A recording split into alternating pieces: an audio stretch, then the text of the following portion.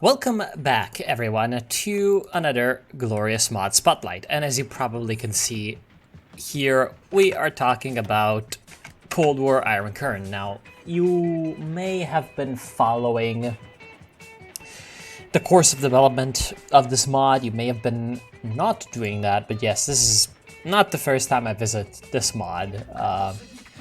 And it's just received essentially a very major update where, you know, well, we could say that like most of its features are actually finished. Of course, the Maklik is capitulated instantly. Rip Maklik, Mabufang over here. Essentially, they have added to Cold War Iron Curtain a lot of the main, the bitch wars. A lot of the main things that they wanted to add, essentially. A lot of the main features, most of the focus trees, you know, some of their special mechanics, in fact, most of them, which, as you can see, is making the game run not that fast, but also it's not incredibly slow. So let's get right into it. Now, most of these are actually explained by a very handy tutorial that just a few versions ago on GitHub was pretty much unusable, but now it's usable, so I do like it. Essentially, there's a ton of new mechanics. Countries obviously have GDPs, which is something that they really love adding these days to Hearts of Iron 4 mods. Right now, the GDP is not really calculated all that well. We need to wait for the financial pulse for it to completely completely calculate, because obviously the game is kind of weird sometimes like that. Okay, there we go. So as you can see, we have 0.33 trillion, aka 330 billion dollars GDP, and that just goes up as you play the game. If we go ahead and take a look at the GDP tutorial, it essentially tells you that your GDP goes into essentially your money. If you have more factories over here, you get more GDP. And you can go into debt to finance some types of expenses. Now, those might be down here, economic infrastructure investments. Essentially, every state over here has a development level. Developed is the highest. Then there's industrialized, then there's also pre-industrial, and there's also, I think, there's also another level. I don't exactly remember which one, but, you know, the basic structure is either underdeveloped, middle development, or full development. Now, the placement of the development at the beginning is kind of weird. Like, a lot of countries have pretty much entirely developed countries already in, like, 1949, which is not exactly the greatest thing ever, but if you're playing as, for example, Asia, you're going to want to develop your states. Why? Because it gives you more building slots, obviously. And if we can take a look over here, where is it? You can also develop other things, but that's just auto-queuing different buildings that we're going to get to in a little bit.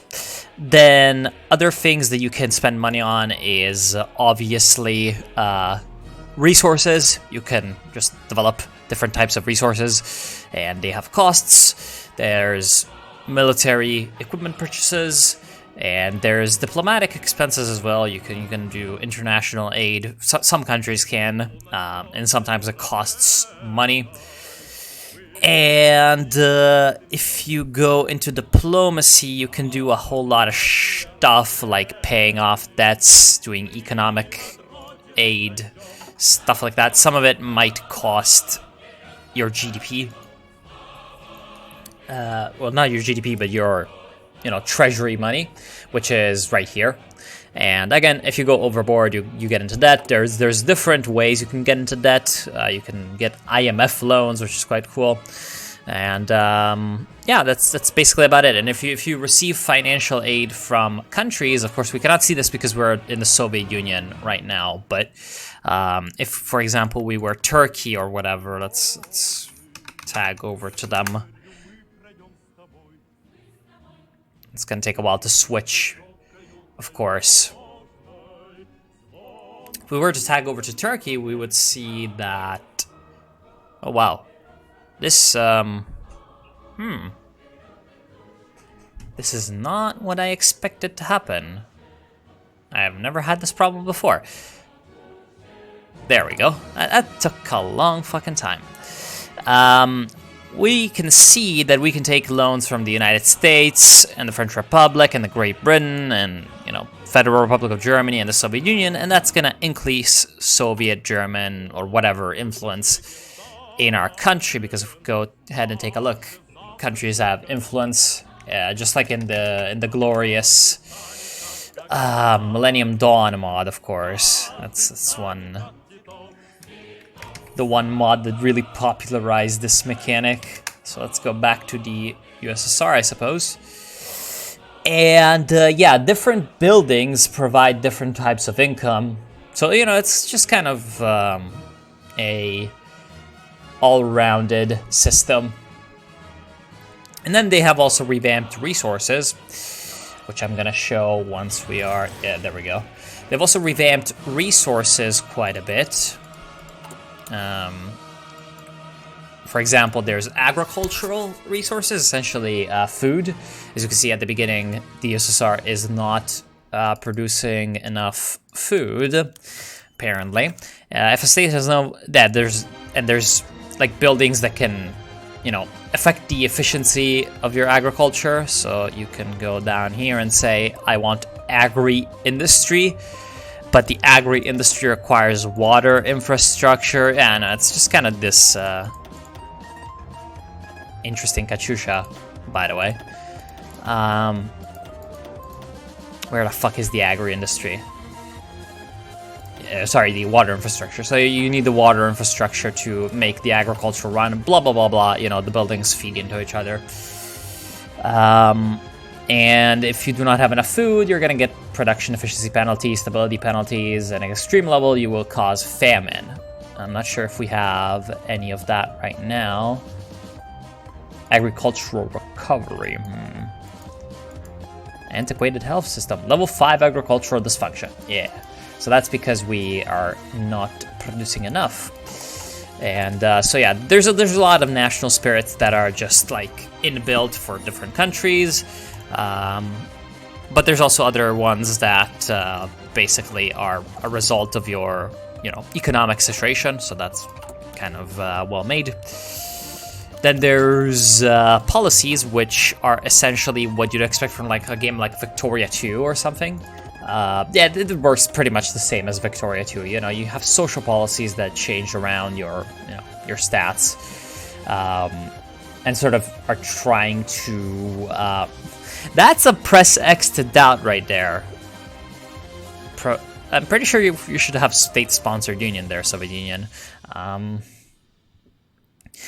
That's kind of telling you how your country is being run right now, and obviously there's also spending on various different things like welfare, obviously education and all that, which goes into your finances. And yeah, obviously you can tax people more and all that kind of stuff. So yeah, that's about it. Then going down, you have, what the hell is this? State category. Building slots are determined by the following formula. Yeah, the development level and the population. This will also boost tax income, of course. Flag buildings. Beside RGOs, you'll see contains other flag buildings that are built via decisions or focus. Telecoms will be another one. The cost to build these flag buildings can be displayed next to their respective. I'm not sure what he means by that flag buildings. I really am not sure. I haven't seen any of that, but whatever. You also have energy.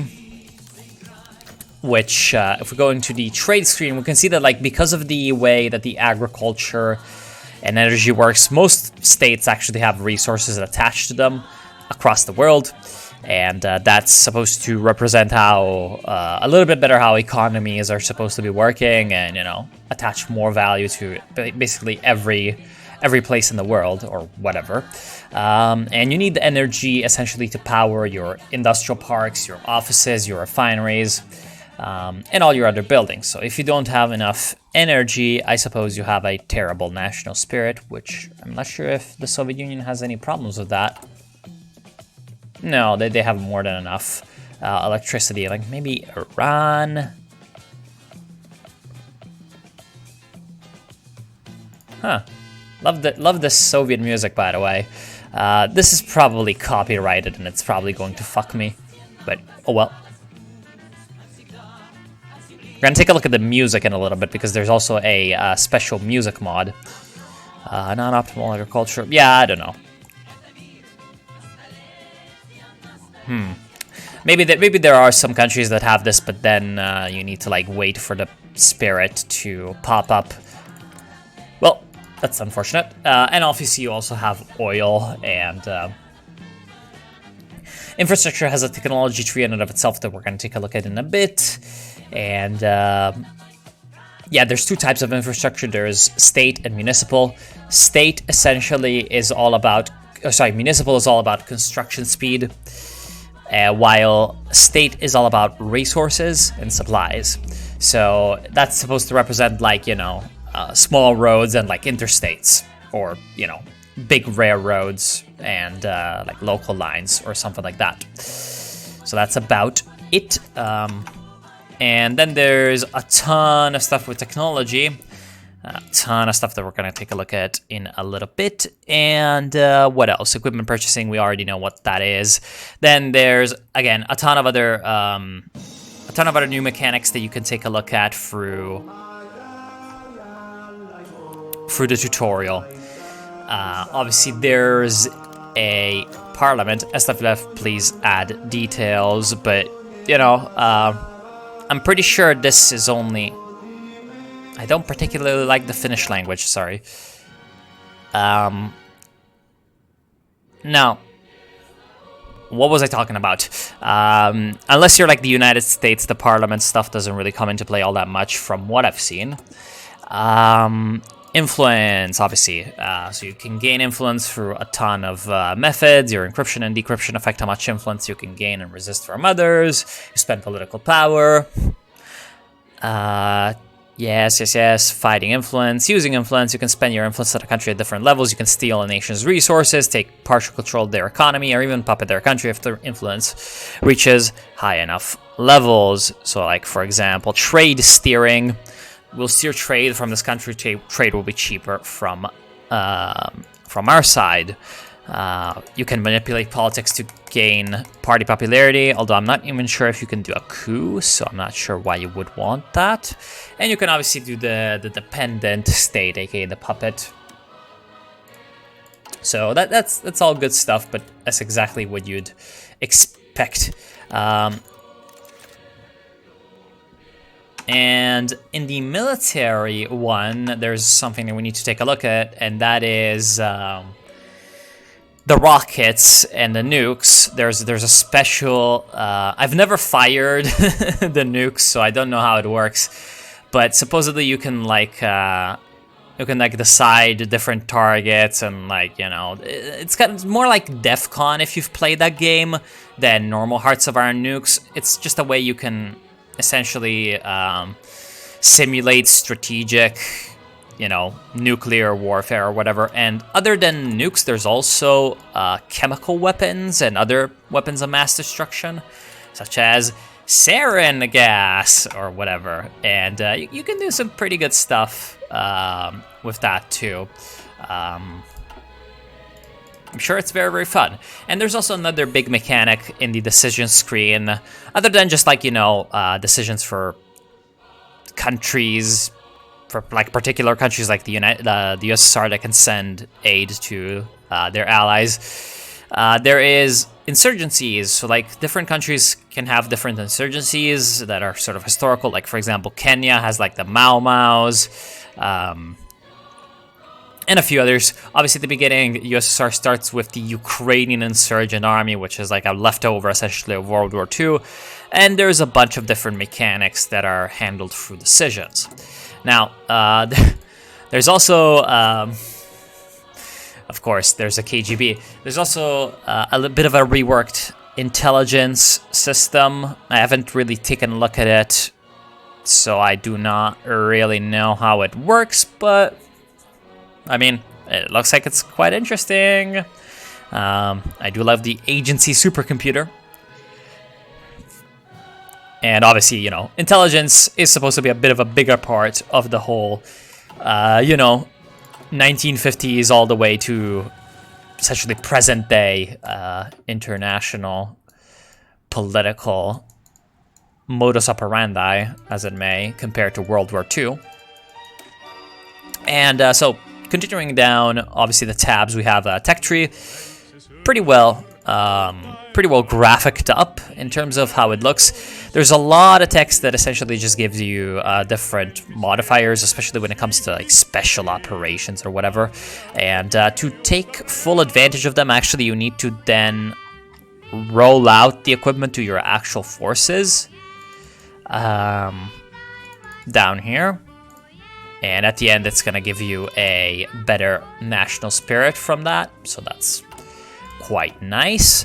So there's an infantry tab, a combat support tab. That's pretty much what you'd expect. Vehicles, again, that's pretty much what you'd expect. Nothing really too strange or out there. Again, really, really well made, actually, graphics. I do love how it looks. And in fact, it gets even better once you research things, because if we go in here, look at this. This is really, really nice stuff. Anyway, yeah, there's a ton of different equipment types and all that. I'm sure all the nerds are happy. The land doctrines is not as well made. Like, they have added upon the already existing land doctrines, but you actually don't start with them researched, or rather the World War II doctrines researched. And yeah, as you can see, they don't really have... I don't like this. The Finnish language, man, it's good, but not for this, like, Soviet music. Jesus Christ. Yeah, like, the land doctrines, no graphics, you know, still very much work in progress. Then there's, obviously, ship stuff. Now, unfortunately, a lot of it doesn't seem to be working, which is a bit of an issue, because they have actually added the man-the-guns naval system, although maybe this is just a failure of, yeah, no, like, here it does say... That's pretty sad. They have actually added the man-the-guns naval system. If we go down here, you can see that, you know, there's these torpedoes, there's these sonars, there's all these things. For example, if we take a look at the bigger ship, like an aircraft carrier, we probably don't have that much research, so yeah. But, you know, there's engines, there's all this stuff, all this equipment, all these modules. Even in, like, cruisers or whatever, and there's some good stuff. And here the UI is actually pretty excellent, not gonna lie. So hopefully it works as intended. I haven't played around with Navy at all, because the nations I've played aren't really Navy nations, so I can't tell you. You're gonna have to figure this out yourself. Although it does look like... It does look like, for example, carriers tech tree works a little bit better. That's good. Okay. That's just what you'd expect. And obviously there's planes as well. You know, you have your interceptors, your ground attack, your air superiority, and, you know, your carrier planes, all that kind of stuff. You can even go into the modern age with, you know, your flankers and all that. Even Su-57, even future tech. MiG LMFS. Oh no, this is just a modernized MiG-29. Oh no, it's a Oh, it's the MiG-144. Right. I get what that is. Interesting. F-35. Then you have your strategic bombers, even the Pakda, which has just been announced pretty much by Russia. And all these things. Hold it.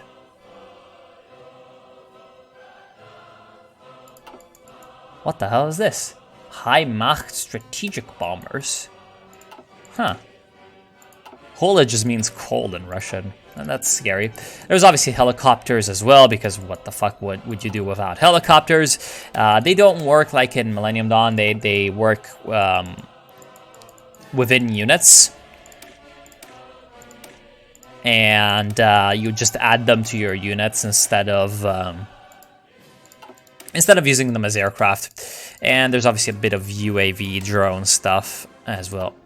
Ah, yes, a bit of Farewell Slavyanka coming in, and obviously air doctrine is just what you expect.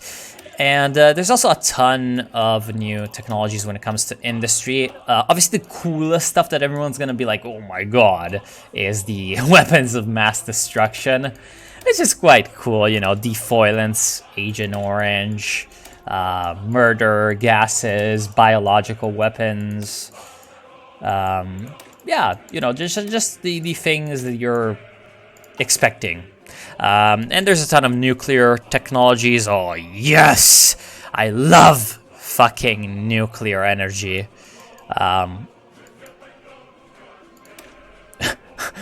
Even fusion reactors. Amazing. Amazing. I love nuclear energy, much better than everything else. And there's obviously, you know, your weapons, which increase nuclear weapon damage, and there's, you know, different missiles, MIRVs, even hypersonic light vehicles.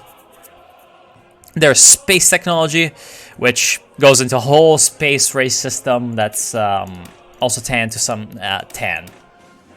linked to some decisions and stuff, you know, blah, blah, blah, blah. I'm sure you can get to explore it enough. Even Soviet Martian colonizing. Ah, yes. Love it. That's pretty hilarious. That is pretty, not like pretty hilarious. Even the Venera program. Yeah, obviously this is like the Soviet flavor for the tech tree, because the Venera were like the Soviet Venus missions. Yes, some good stuff. And there's rockets, so for, you know, both essentially like weapon systems, and also for space stuff. Even anti-ship engines, of course. And there's obviously like a ton of new techs for industry and computing. And the reason why I really like the sort of industrial and technological section is that it ties really well with like game mechanics. Oh, this one's unfortunately copyrighted, even though I love this song.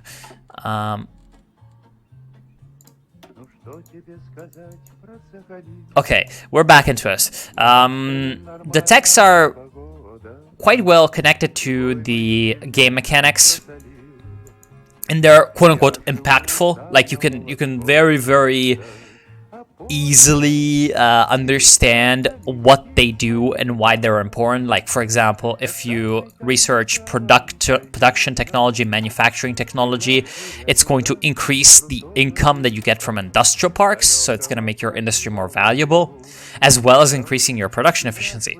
If you research logistics, it's going to increase the income you get from longshore, which is like dockyards, essentially.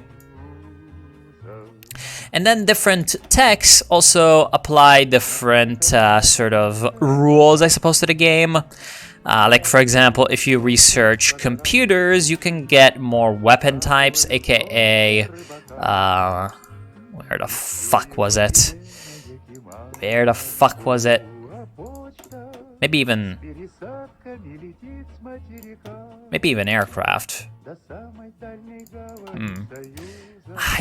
yeah, like for example, this one requires digital optical data storage or whatever. If we take a look at tanks, maybe those even, yeah, early hard disk. Apparently the T62 requires an HD drive. Amazing. Better put like fucking SSDs in your T72s. Anyway, yeah, so these things tie back into each other, and they are quote unquote impactful. Like, you know, you understand why you would want to research these things, because they make a difference. It's not just like +2. Yeah, you get the deal. So that's tax. Nothing really new in diplomacy, as you saw, except the influence system, but that's exactly what you'd expect. Trade is obviously all about these new resources. There's also rare earth metals, which are essentially what goes into like all electronics ever. And there's both construction metals and light metals. They go into different things. You obviously can see it's pretty important. And there's obviously nuclear material. So that's pretty okay. And obviously military production is exactly the same as it was. Unfortunately, you cannot make variants of things, which is something I find very irritating. I'm actually really mad. Although certain techs, sorry, not techs. Fuck me, man. Not techs, but certain. I have the wrong focus tree.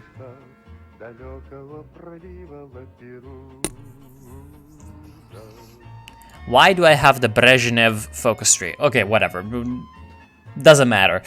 Certain focuses actually create variants. Like, for example, I know definitely one in the glorious state of Israel. In the glorious state of Israel. For example, the Super Sherman creates a variant of the M4 Sherman for Sherman M50. So that's something that they've added, but you cannot do it yourself, which kind of reduces the importance of Army, Navy, and Air experience by a lot. So I don't fucking know. I really don't fucking know. So that's the production, and there's obviously, like, you know, a ton of new support equipment and all that, but you can probably just go ahead and find all this shit by yourself. Now, another one of the great features, is this wrong too? No. Another one of the great features of this mod that obviously everyone's going to want to look at is obviously the focus trees. And the reason why they're pretty cool is that for the majors at the very least, the USSR, the CCP or whatever you want to, the PRC, and the United States, and a few, you know, minors, as well. What they have done is India even in? Amazing. Love me some India. What they've done is that they have made focus trees that shift according to essentially the era that you're playing in. So, like, for example, right now, as you can see in the Soviets, there's a bit of a bug where I have actually the Brezhnev focus tree. Normally, I'd have a Stalin focus tree that switches at the death of Stalin. Then you have a Khrushchev tree that works throughout the 50s and into the early 60s for Khrushchev and, you know, de-Stalinization and sort of the growth of Soviet power around the world. And then you have the whatchamacallit, the Brezhnev tree when he takes over, which is, you know, all about essentially facing the stagnation of the Soviet Union. And these trees are pretty big. Pretty fucking big. There's a lot of shit to explore. Yeah, that's exactly what you'd expect. Same for the United States. When they have presidential elections, they change around some parts. Like, you know, actually for them, like, they have a sort of foreign policy and economic tree on the right side. armaments tree in the southern section of the focus tree, in the lower section of the focus tree, and in the left side, they have their administration. And I believe there are also some alternate history trees, like maybe there's a Beria tree. I'm not 100% on this. I remember like some bumblings about that eventually getting added. So I'm not 100% on it. I haven't seen it, but I remember something about it. Yeah, that's pretty much it for Cold War Iron Curtain for the current version. I'm gonna be playing this mod in the near future. I am gonna play, however, as not one of the major countries, so I don't think I'll be able to explore literally all of the mechanics. So yeah, I'm gonna leave a link in the description as always, and I hope you've enjoyed. See you soon, and have a good one.